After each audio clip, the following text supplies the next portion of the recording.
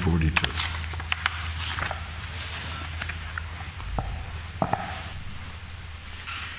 Etavas janma sapalyam dihinam iha dehishu pranay atadhyavaccha Sreya acharanam sada Etavas janma sapalyam Dehinam iha dehishu Pranayatay dhyavaccha Sreya acharanam sada Etavat up to this Janma of birth Sapalyam perfection Dehinam of every living being Iha in this world Dehishu toward those who are embodied Pranay by life Atai by wealth Diya by intelligence Vacha by words Sreya eternal good fortune Acharanam acting practically Sada always. Translation: it is the duty of every living being to perform welfare activities for the benefit of others with his life, wealth, intelligence and words. Purport. There are two kinds of general activities, shreyas, or activities which are ultimately beneficial and auspicious, and prayas, or those which are immediately beneficial and auspicious. For example, children are very fond of playing. They don't want to go to school to receive an education, and they think that to play all day and night and enjoy with their friends is the aim of life. Even in the transcendental life of Lord Krishna, we find that when he was a child, he was very fond of playing with his friends of the same age, the cowherd boys. He would not even go home to take his dinner. Mother Jasoda would have to come out to induce him to come home. That is a child's nature, to engage all day and night in playing, not caring even for his health or other important concerns. This is an example of prayas, or immediately beneficial activities. But there are also shreyas, or activities which are ultimately auspicious. According to Vedic civilization, a human being must be God conscious. He should understand what God is, what this mature world is, who he is, and what the interrelationships are. This is called shreyas, or ultimately auspicious activity. In this verse of Srimad Bhagavatam, it is said that one should be interested in shreyas. To achieve the ultimate goal of shreyas, or good fortune, one should engage everything, including his life, wealth and words, not only for himself but for others also. However, unless one is interested in shreyas in his own life, he cannot preach of shreyas for the benefit of others. This verse cited by Sri Caitanya Mahaprabhu applies to human beings, not to animals, as indicated in the previous verse by the words Manusya Janma. These injunctions are for human beings. Unfortunately, human beings, although they have the bodies of men, are becoming less than animals in their behavior. This is the fault of modern education. Modern educators do not know that the aim of human life. They are simply concerned with how to develop the economic condition of their countries or of human society. That is also necessary. The Vedic civilization considers all aspects of human life, including dharma, religion, artha, economic development, karma, sense gratification, and moksha, liberation. But humanity's first concern should be religion. To be religious, one must abide by the orders of God. But unfortunately, people in this age have rejected religion, and they are busy in economic development. Therefore, they will adopt any means to get money. For economic development, one does not need to get money by hook or by crook. One needs only sufficient money to maintain his body and soul. However, because modern economic development is going on with no religious background, people have become lusty, greedy, and mad after money. They are simply developing the qualities of rajas, passion, tamas, ignorance, neglecting the other quality of nature, sattva, goodness, and the Brahminical qualifications. Therefore, the entire society is in chaos. The Bhagavatam says that is the duty of an advanced human being, to act in such a way as to facilitate human society's attainment of the ultimate goal of life. There is a similar verse in the Vishnu Purana, part 3, chapter 12, verse 45, which is quoted in this chapter of Caitanya Caritamrita as verse 43. The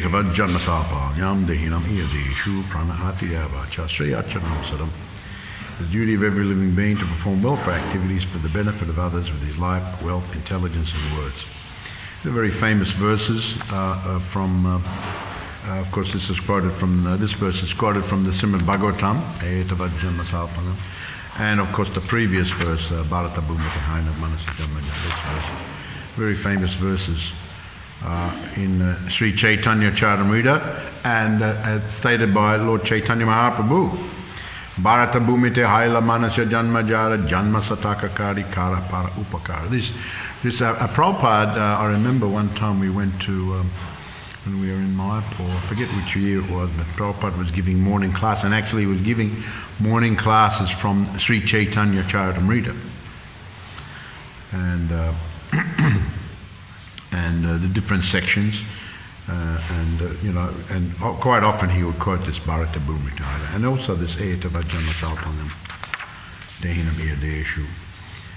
So in the previous verse, of course, it is stated that one who has taken birth as a human being in the land of India, Bharatvash, should make the life successful and work for the benefit of all other people. And then, of course, in this verse, is going even further, that not only those in the land of India, but is the duty of every living being to perform the welfare activities for the benefit of others with the life, wealth, intelligence, and words. So with anything at one's disposal, physically trying to do something with one's life to help others with your money, intelligence, whatever way, or with your words even, whatever way, all of these things, that one has the ability, one should try to help others. And so Prabhupada comments on this. Now, Lord Chaitanya, he first of all says those in the land of India, because they're very blessed, being born in the Bharatvash, and that is so many holy dhams there in India. And so much instruction is there for the people of Bharatvash. So those who actually developed, especially those in the Sattva Guna, have automatically and naturally, they have compassion upon others. And so those in India having such a treasure and such good fortune as that should be compassionate to the people of the world. But generally speaking, as I mentioned, it is really everyone human beings should elevate themselves to the Sattva Guna and help not only themselves, of course, you have to help yourself. You have to live in the world and you have to look after yourself. But you also have to help others. It's very, very important. And this is very much stressed here by Lord Chaitanya Mahaprabhu. So this, when Prabhupada was giving classes on these verses from Sri Caitanya Caritamrita, and these verses spoken by Chaitanya Mahaprabhu, this very much underlined the mood of the Lord Chaitanya Sankirtan movement, and the mood of the Acharyas in Lord Chaitanya Sankirtan movement, that they wanted to help others. And they went out of their way, sacrificed their personal convenience to help other people.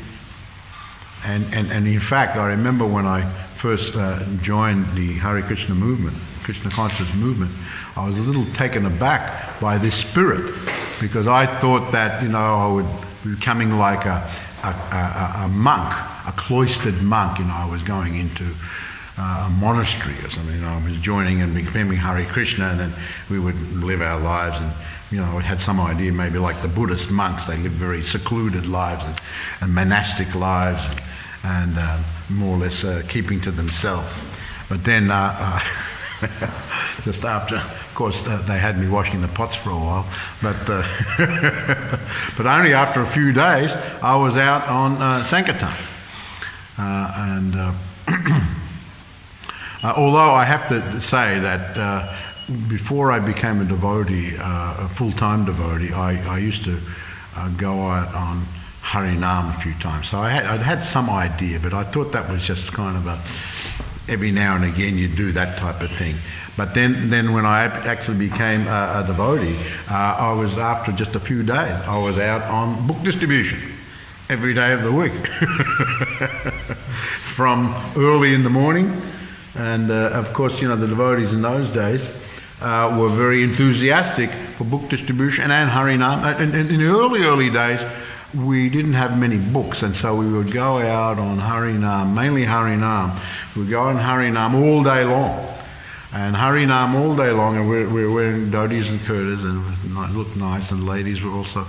So the men and the women would go out, Harinam all day long, and we just had Back to Godheads, actually, I remember. We had Back to Godheads, and we had pamphlets, and giving out, inviting people to the Sunday program, Sunday feast program.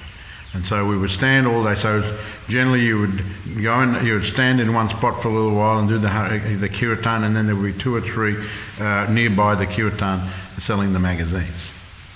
And then you'd switch over, and then you'd move down a little bit further. And I remember the council officers said, you can't stand in one place too long, you have to keep moving more. Then in the end they said, you just have to keep moving, you can't understand. But so that was the main thing, and so we were doing that every day. And then some of us later on, as more books were translated by Prabhupada and published and printed, then there were those devotees who specialised just in book distribution. Others were just doing the Harinam and Back to Godhead, and others who were specialised in book distribution. So all day long. And so I never anticipated that's the life I would be leading now. I would be out there and, out there interacting with others. In that way, I thought I was going to lead them a monastic life, a cloistered kind of, in a monastery type of existence. But no, the mood of and this was not something that was made up by Srila Prabhupada. This was the mood of Lord Caitanya Mahaprabhu, and the mood of the acharyas to go out and spread Krishna consciousness, to having compassion upon other people. But to be able to do that, one has to be in the sattva guna. In the sattva guna. So Srila Prabhupada, he had made a nice program. He could have just not have temples and not have, regulated program. He could have just said, just chant Hare Krishna. But he made a nice program that, there's the Mongol Adi and there's all sorts of programs in the morning. And so chanting around. And so we would come up to the sattva guna, the mode of goodness. Because to be able to keep helping others, you have to maintain yourself in the mode of goodness. In the mode of passion and ignorance, people are not very interested in helping others, especially mode of ignorance. Mode of ignorance, they're just interested in themselves or their immediate family. And the more you get in the mode of ignorance, you don't even care about your immediate family, you just care about yourself. A mode of ignorance, generally those in the mode of ignorance, they like to take.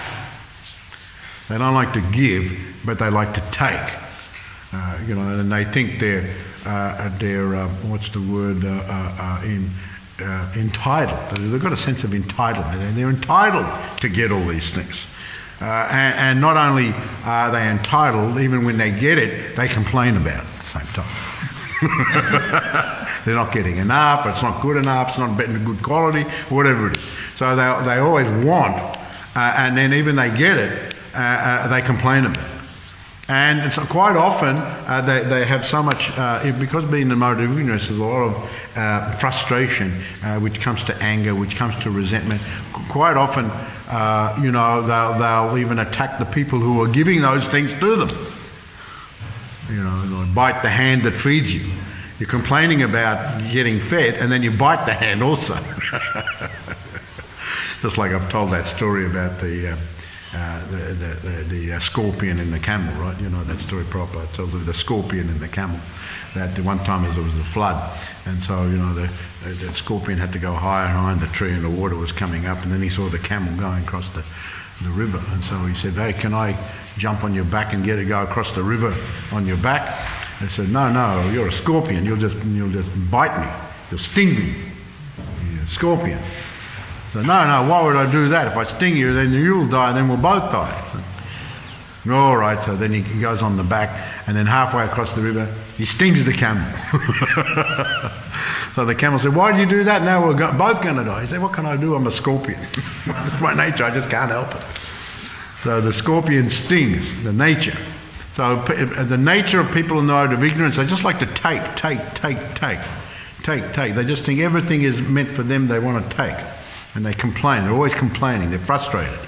So they're due to frustration. They're always complaining, and they even attack the people. Quite often that happens.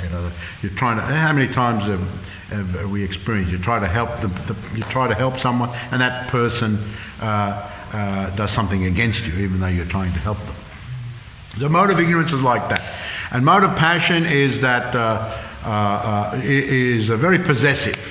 And sometimes you think that you're very possessive, begrudgingly maybe you think that you should help people, but then at the next moment you don't want to help them. So that's always changing. But the mode of goodness people, they do want to help others, and this is very, very important. And actually, in this verse, in the Srimad Bhagavatam, it comes from a section in the where is it quoted from? In the 10th canto, isn't it? Yes. In the 10th canto of the Srimad Bhagavatam, this verse is quoted, and this section, is there in when Lord Krishna and Balaram and the cowherd boys were out with the cows and the calves. They stopped for a little while, and the cows were drinking from the cool water and everything. So the cowherd boys thought that Krishna and Balaram might be hungry, but they just presented that they were hungry. So this is in the setting of the cowherd boys going in the name of Krishna and Balaram to the Brahmanas who were nearby performing the Vedic rituals, Vedic yagyas. And so the cowherd boys, actually the acharyas explained that the cowherd boys actually thought that Krishna and Balaram might be hungry, but they presented that they were hungry, and so Krishna and Balaram would do something about it. And so Krishna said, "Go to the Brahmanas and ask in our name, ask for something to eat." So they did that, but it's actually, as the story is told, when they presented, "We are very hungry, and Krishna and Balaram is in the forest nearby, could you give us something to eat?" The Brahmanas were so involved, they were performing a yagya for elevation to the higher planetary systems, Angirasa yagya, and they were doing that yagya. And so when the boys had finished asking them, they didn't even reply. They were just in the yagya. They didn't say yes, they didn't say no, they just more or less just ignored them. And so the cowherd boys went back and told Krishna, and Krishna just laughed and said, "Well, when you beg, sometimes they refuse." He just brushed it off very casually. But then he said that go to the wives of the Brahmanas. I think we all know this story. Go to the wives, they're at home. And so they went back and they asked the wives of the Brahmanas. Now the wives of the Brahmanas, they had heard about Krishna. They hadn't seen Krishna or Balaram. They had heard from different they had heard from just different people around the place about Krishna, and they described Krishna to them, and they actually developed great love and affection just by hearing about Krishna. They actually fell in love with Krishna by hearing about Krishna, even though they hadn't even met Krishna yet. So they had a great affection and love for Krishna. So as soon as the cowherd boys asked them, they just dropped everything, and they went out of the house, and now their husbands were nearby and their relatives were all around. And so, where are you going? You can't just run off like this, because you're needed here, and to help your husbands. And not only that, it's not good young ladies going off into the forest, with going to meet boys. So others were trying to stop them, but they just didn't pay any attention to them and just went. And they brought with them all different types of foodstuff.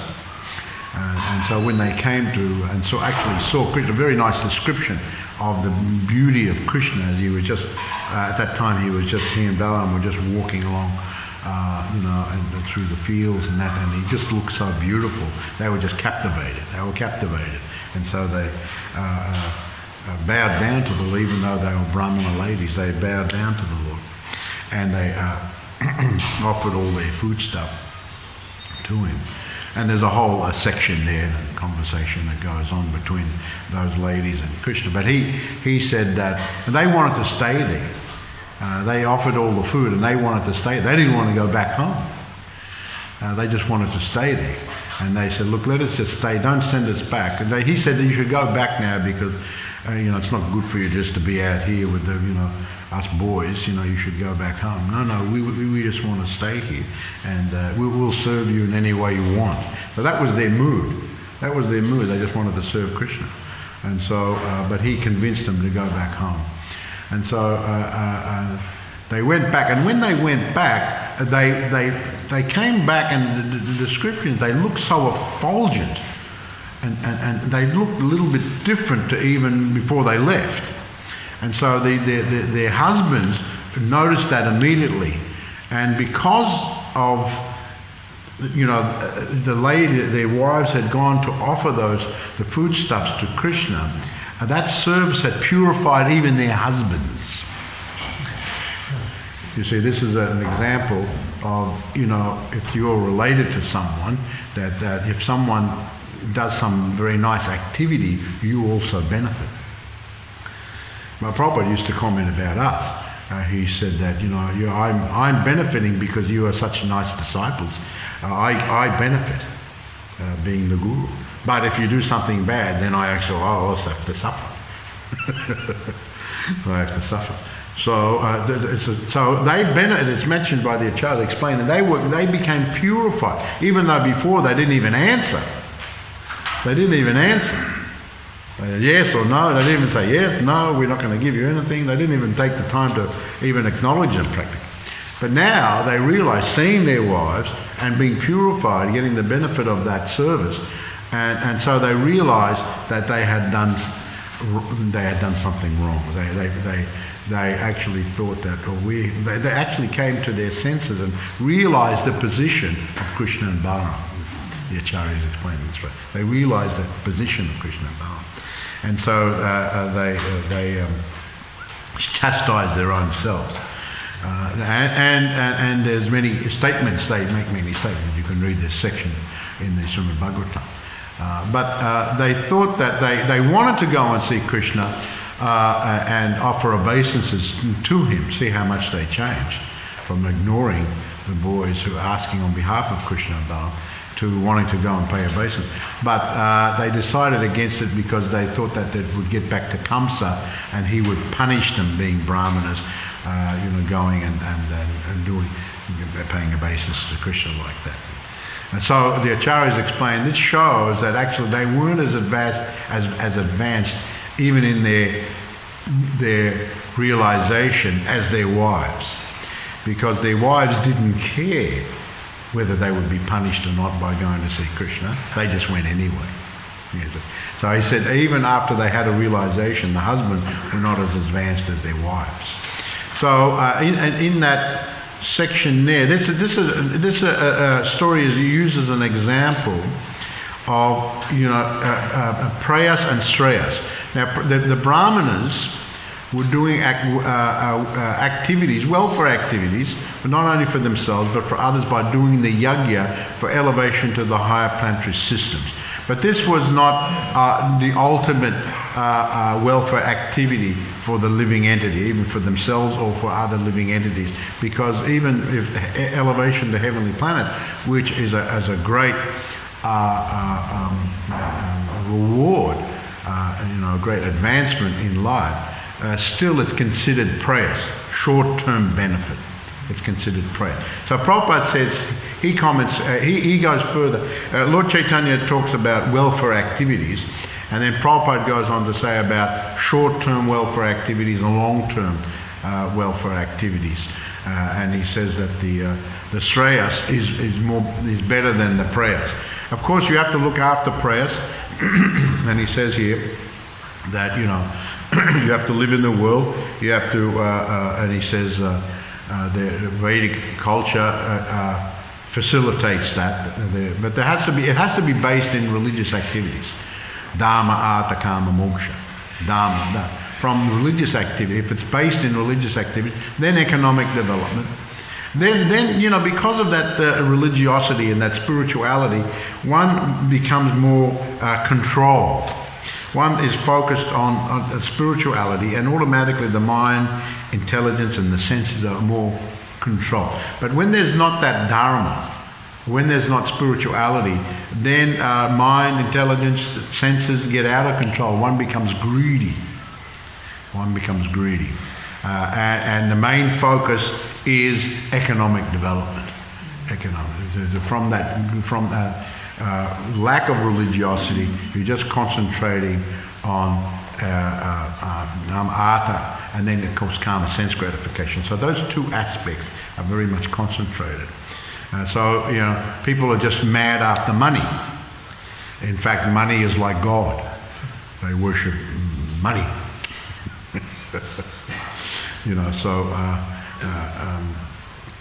Instead of worshipping the Supreme Personality of Godhead, Krishna, who he is someone who is Krishna is one of his qualities is all auspicious. Auspicious means that thing which does good for everyone, no matter what, whether one's an enemy of Krishna or a friend of Krishna. Actually, one is benefit. So therefore, Krishna is all auspicious, and he is the ultimate goal and ultimate benefit for all of us. So this is Shreyas. This is ultimate welfare. Shreya activity, ultimately beneficial and auspicious. Unfortunately today, and Prabhupada says here, this is the fault of the modern educators. This emphasis on economic development. You go to school and you learn these things, and this is the main focus. Technical advancement. How to go in these industries. You go through school, you learn certain basics, and then you go to university and you specialize in certain areas, but it's all about economic development. So this is all right, but if it's the sole focus, this is not considered very good, because it'll become exploitive, which we see. And Prabhupada goes so far as to say that people are supposed to be human beings, but they're acting more like animals. It's becoming more like animals in their behaviour. But so to be a human being, animals generally, as you go lower in the species, they don't care about others. Some of them are even cannibalistic. They eat their own kind, and their own children, or their own mates. They eat. And so, when society goes to that, then it's like animal society. And they don't think about really helping others. But there are some in society who are more in the mode of goodness, who think of helping others, but it's mainly helping them in prayers activities, short term.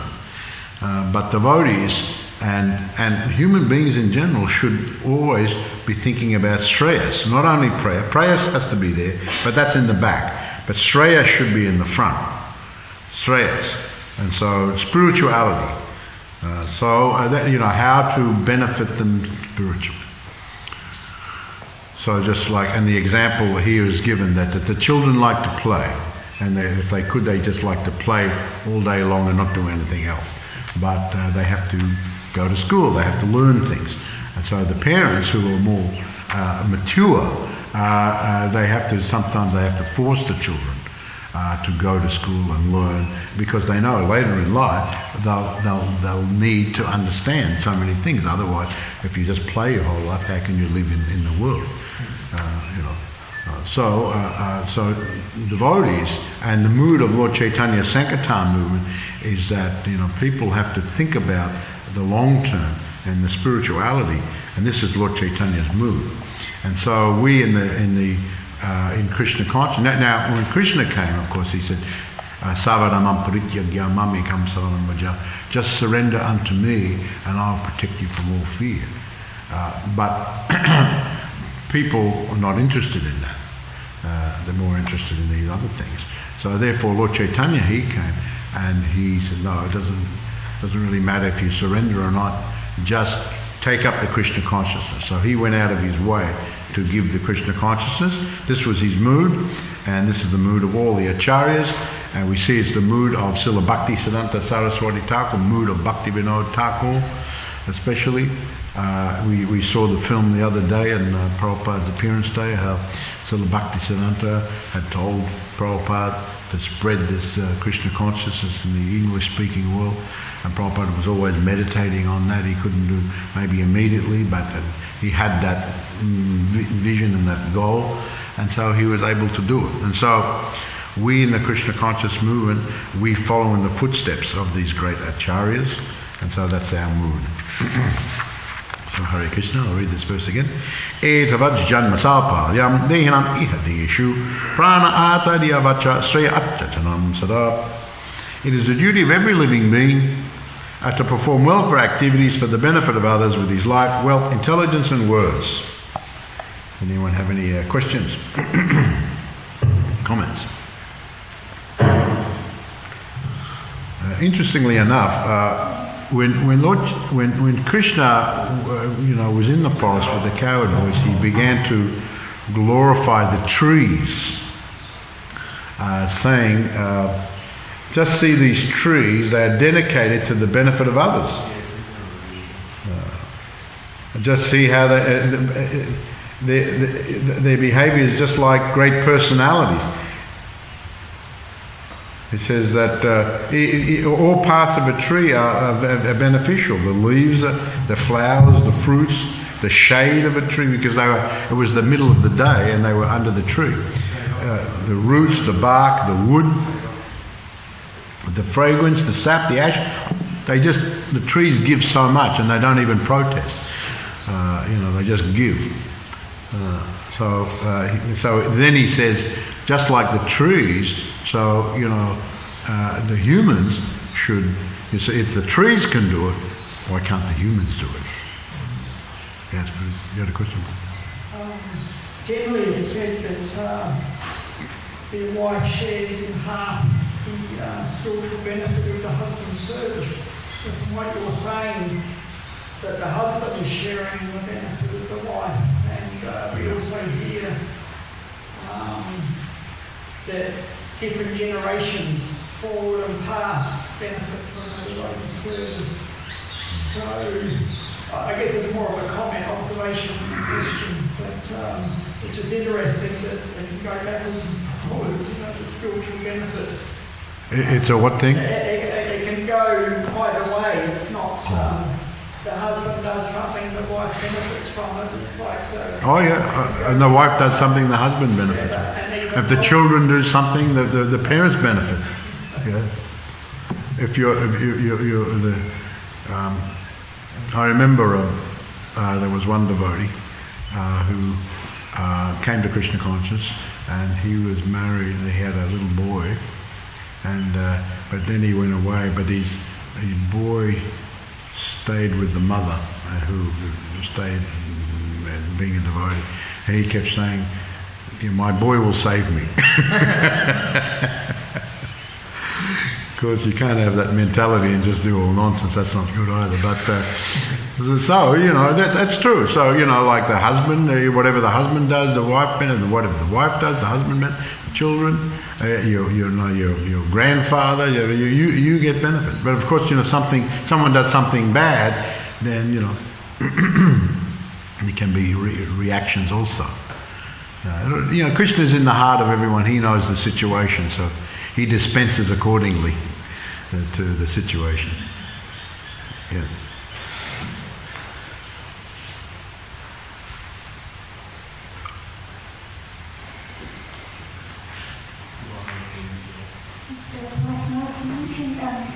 At the end of the class, that we should be like the trees, that they tolerate that even someone harms them, they doing their duty. I was just remembering that Shishika Prabhu was saying that we should act with integrity. Doesn't matter if someone takes more or less, it all balances out eventually. If someone takes more or less, what? If they take more, it will all balance out eventually, so we should always act with integrity. So my question is, sometimes when we help someone and give something, and then, as you were saying, they bite the hand that feeds them or not appreciated and attack. And naturally we should also still do our duty and act with integrity. But how do we overcome not becoming like so disheartened and discouraged?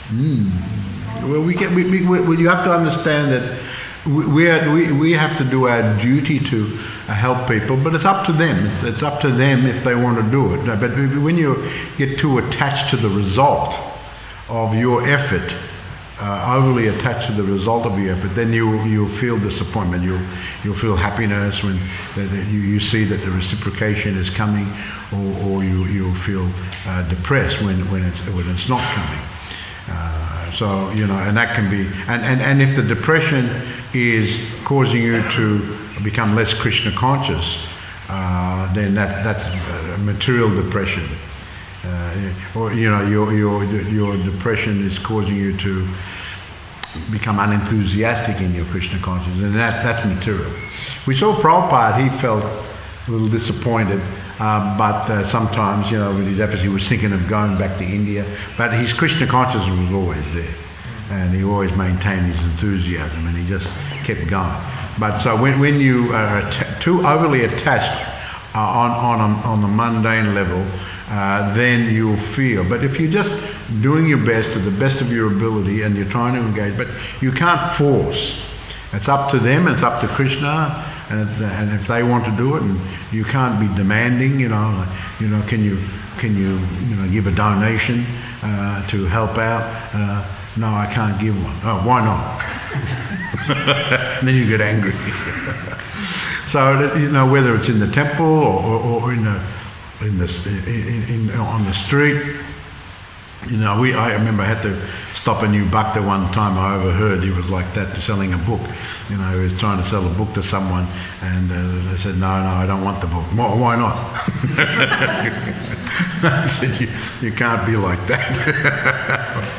And then the guy just went off in a huff. And then he was disturbed. The book distributor was disturbed because it's too attached to, and Krishna will just reciprocate accordingly. I remember one time when many years ago, as a young brahmachari, I was distributing in Auckland. Actually, we'd gone over to New Zealand. We were distributing in Auckland, and I wasn't doing so well. And I was selling those big Bhagavad Gita's. I wasn't doing so well, so I decided to go out to Takapuna. I went and decided maybe it's just too intense here in the city. I'll go out to the suburbs. And even after a while there, I wasn't. So then I thought, well, maybe I should just go back to the temple. I'm having a bad day. Then all of a sudden someone just walked up and said, have you got one of those Bhagavad Gita's? I said, what? And so he just walked up and asked for a Bhagavad Gita, and I sold him again, and then he gave a little bit extra as well. Said, I've been looking for these books. I met a devotee, but I didn't buy one. But later on, I was thinking about it. So then I was thinking maybe I should have bought. And so then he kind of recognised I was a devotee, and so then it changed my whole evening around. Then I became enthusiastic, and I was starting to sell one after the other. So it's a question of your consciousness. So yes, so don't just do your service to the best of your ability, and don't be overly attached to the result. And so that and Krishna knows. So be satisfied with that, and everything will be all right. Jai Srila Prabhupada ki jai. Go Pranandi, Hari Hari Bol.